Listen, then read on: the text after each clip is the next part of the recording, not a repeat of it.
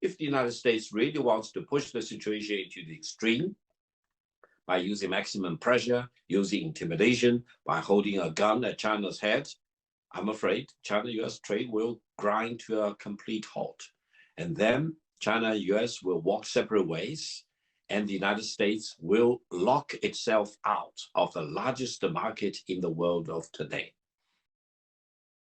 Washington first imposed the halt tariff on both countries and then exempted smartphones, computers, and other products from reciprocal tariffs. Do you think it is a sign of U.S. tactical backing down?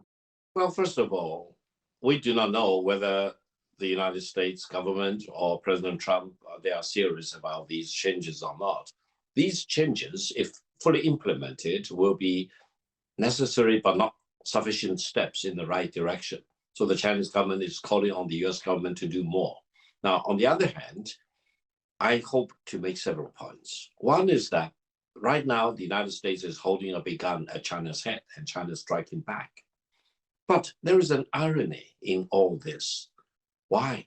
Because someone needs to do a big book about, over the past 4 decades or so, how much joy and happiness and comfort that the made in China products have provided to the American people. And you are talking about tens of millions of US families in terms of the toys, the shoes, garments to start with, and now more and more sophisticated electronics, equipment of all kinds, farming tools, etc., and all kinds of materials. I would say the American people have benefited hugely by using all these toys and by reading many books, including many Bibles printed in China, by saluting the American flags made in China, buying, for example, looking at many merchandise sold at the Trump store. I was told most of the merchandise were made in China. So I think we should not feel ashamed of that.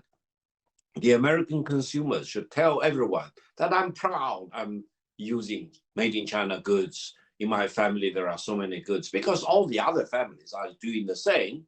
When you salute the American flag, you do not think about whether this flag is made in China or whether it is made in the United States.